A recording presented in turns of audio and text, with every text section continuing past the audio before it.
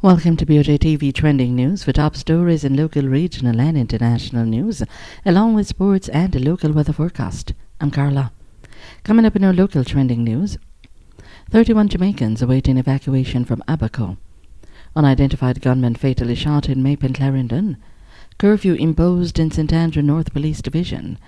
One PNP campaign team and Rise United team brace themselves to meet tomorrow's presidential election.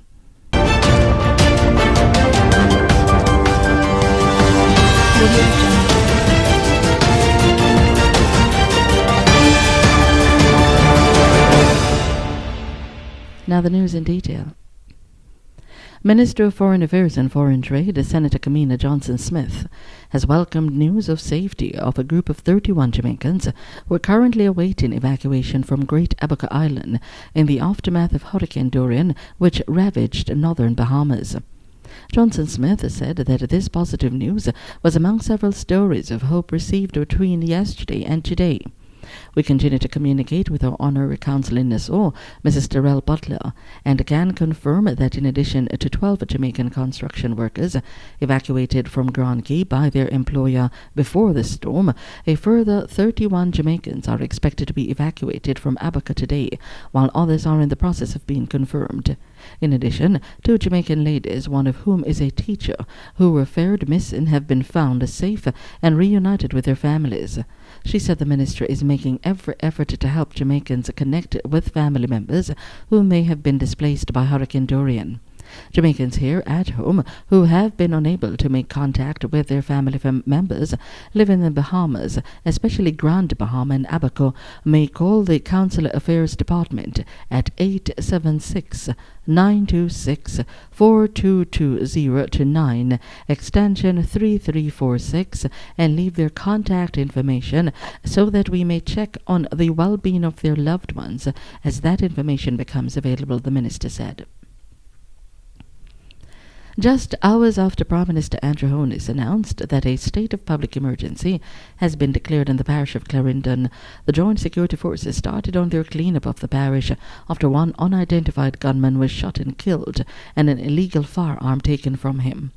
Reports by the Maple Police are that the police were on operation in Webb Lane when they came under heavy gunfire from armed men. The fire was returned, and the unidentified gunman was found suffering from gunshot wounds. A Taurus 9mm pistol with a magazine containing 16 live rounds was taken from him. A curfew has been imposed in sections of Park Lane, 100 Lane, and Red Hills Road in Kingston 19. The curfew began at 6 p.m. yesterday and will remain in effect until 6 p.m. tomorrow.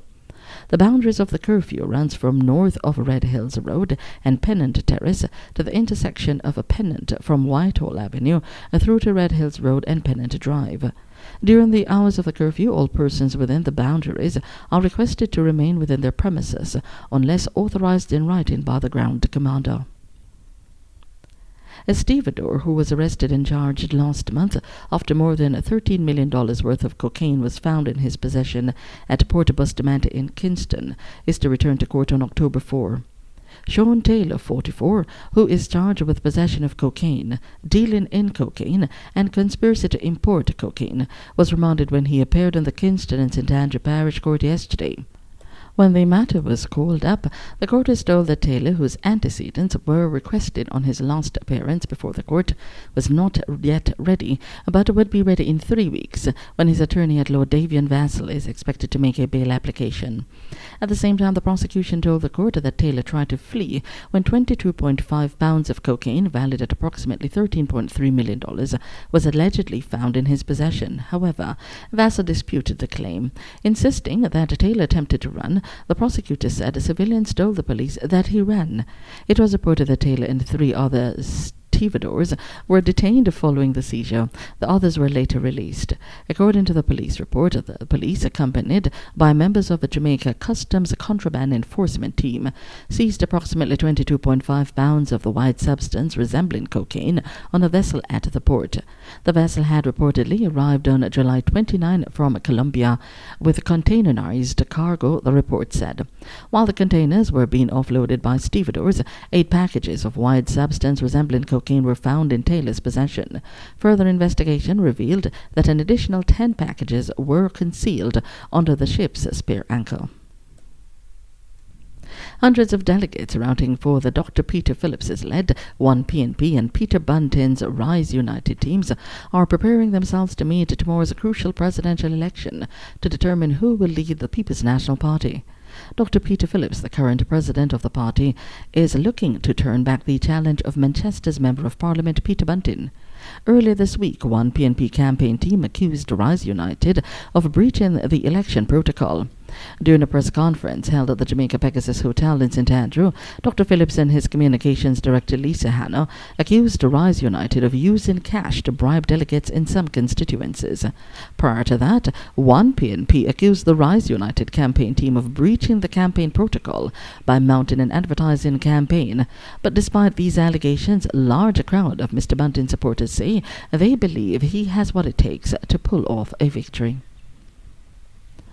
The government said it will be sponsoring 47 Jamaicans to study medicine at the University of the West Indies, Mona.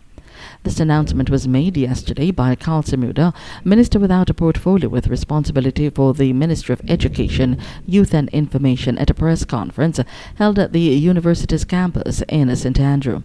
The students will be funded at a total of US $1.316 million and will receive full funding based on the level of needs.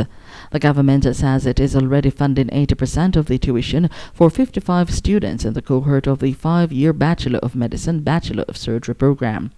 As part of the sponsorship scheme, beneficiaries will have to work in Jamaica for 5 years after completing their studies. Those were your top stories making local trending news.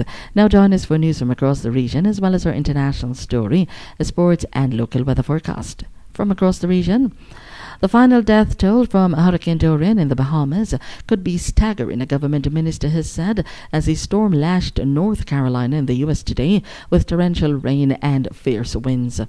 Bahamian Prime Minister Hubert Minnis told CNN yesterday that at least 30 people were killed in the storm, which caused what he called generational devastation.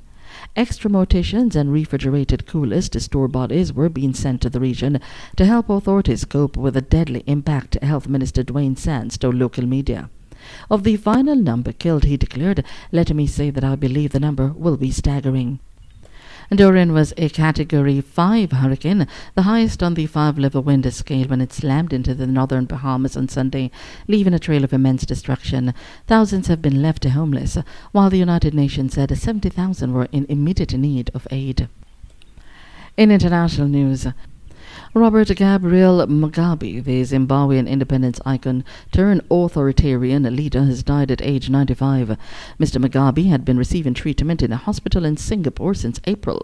He was ousted in a military coup in 2017 after 37 years in power. The former president was praised for broadening access to health and education for the black majority, but later years were marked by violent repression of his political opponents and Zimbabwe's economic ruin. His successor, Emmerson Mnangagwa, expressed his utmost sadness in calling Mr. Mugabe an icon of liberation. Mr. Mnangagwa had been Mr. Mugabe's deputy before replacing him.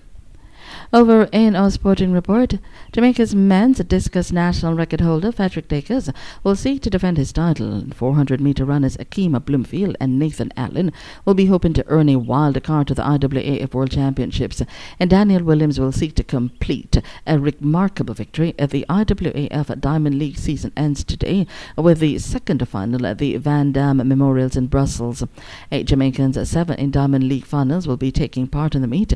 That will be the last time the final will be held over 2 meets, the organizers announced earlier.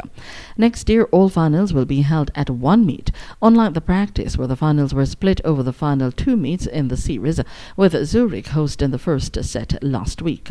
Shelley-Ann Fraser-Price is the only Jamaican woman in the 100-meter final today, after Elaine Thompson, who ran the 200-meter final last week, withdrew. Ronald Levy, meantime, is the only Jamaican in the 110-meter hurdles final, after 4th rank Omar McLeod opted not to compete. Natoya Gould will contest the women's 800-meter final. Another Jamaican, Geneva Russell, will contest the women's 400-meter hurdles, a non-Diamond League event. On your local weather forecast, insignificant feature, a weak high-pressure ridge across Jamaica. The weak high-pressure ridge is short-lived as a tropical wave moves into the vicinity of the island later today. Another tropical wave moves across the island Saturday through Sunday. The forecast for this afternoon will see showers and thunderstorms, mainly across sections of southern parishes, otherwise partly cloudy. Tonight becoming fair. Maximum temperature expected for Kingston as well as Montego Bay today is 34 degrees Celsius. That was BOJTV's trending news, your top local, regional and international news, as well as a sports report and weather forecast. Until next time, I'm Carla. Thanks for watching.